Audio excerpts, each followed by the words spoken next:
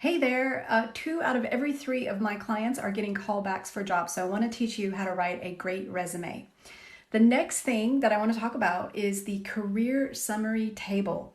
And this is really helpful to somebody that's skimming a dozen or even hundreds of resumes because it gives them at a glance your work history. And particularly if you had some really big brands that you wanted them to notice, this is a great way to flash.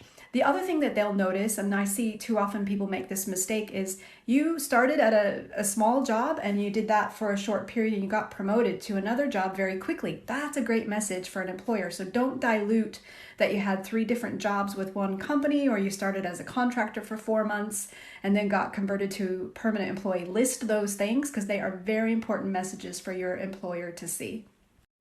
If you've been successful in getting their attention within 6 seconds, then they're going to read on to your work history. And it's important to get this right. It is up to you on whether you need to list responsibilities and achievements. You have to have achievements for each job, and that is what they're going to pay more attention to. Were you promoted? Were you elected to be second in charge when boss was out of town?